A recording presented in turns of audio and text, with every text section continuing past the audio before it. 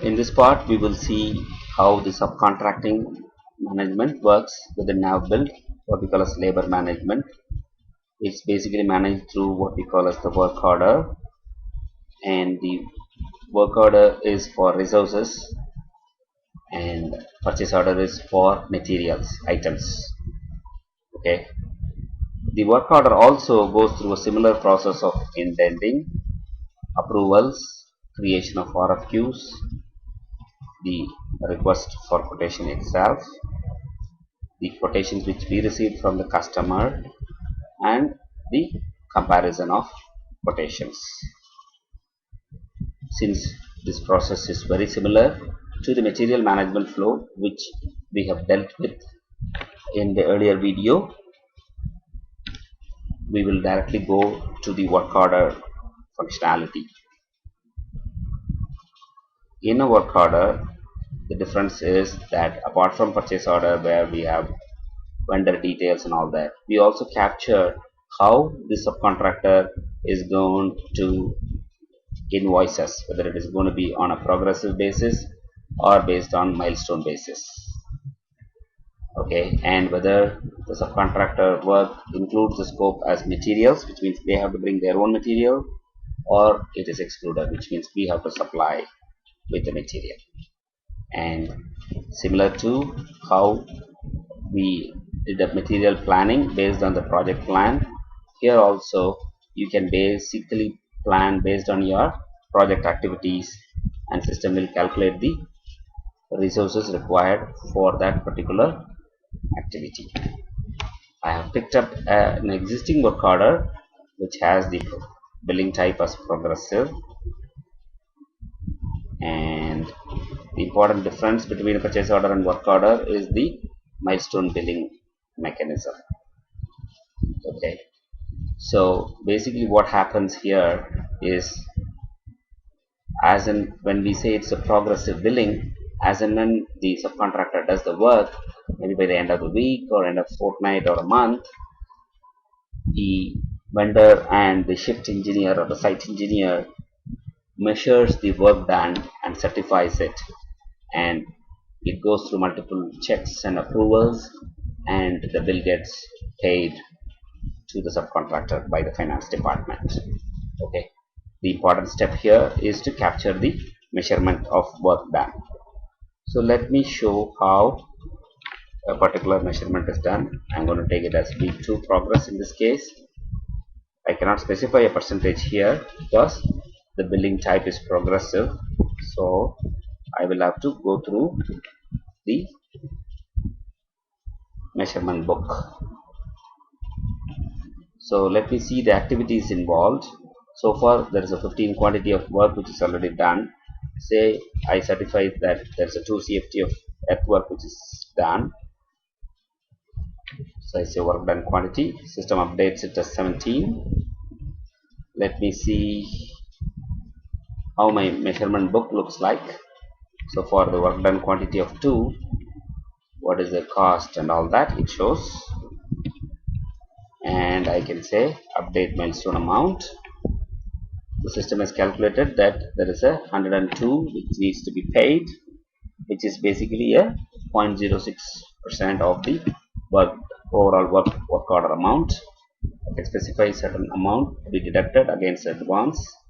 I can specify the retention percentage, administrative charges, consumable percentage, other could be in value, say 25, so on, and it goes through multiple checks and approvals as I mentioned earlier.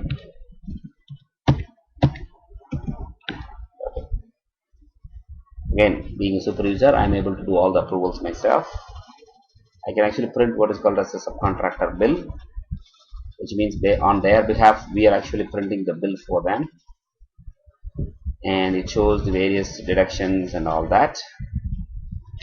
And you can see the annexure, which basically gives the actual lines of work done or the resources which are utilized, again based on a cumulative format such as up to last bill how much has been paid, what are we authorizing in this bill, and what is the totals so far.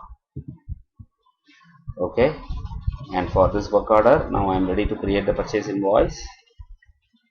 Since all the approvals are made, so purchase order has been created.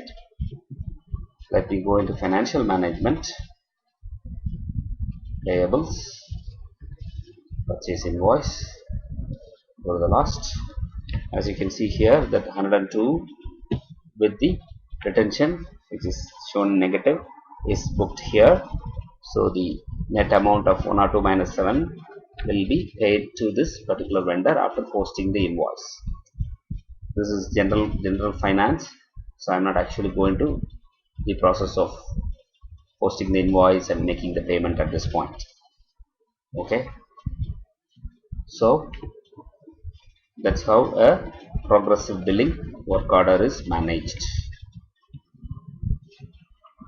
In terms of a milestone, the billing is simpler. The milestone basically means that we just specify the percentage of amount to be paid and system will release the invoice for that. For example, I'm just creating a new line. I'm just saying stage 3 completed, which is due for a 25% milestone, 25% of the payment to be made. So I just specify directly the percentage. Again, the deductions of retention and administrative charges and all that can be specified. And again, multiple approvals.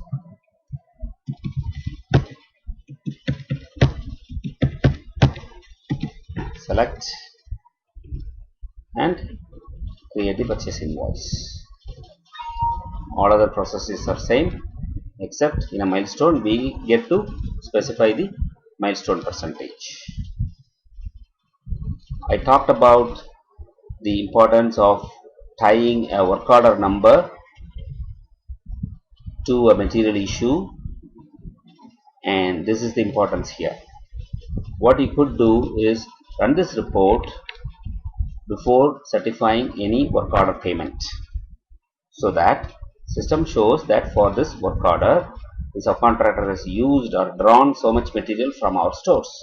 Now you can compare this against the project plan and say, for this activity is really so many bags of cement required? If not, that means the subcontractor has consumed more than what is necessary. Then you can decide on recovering certain portion of the payment.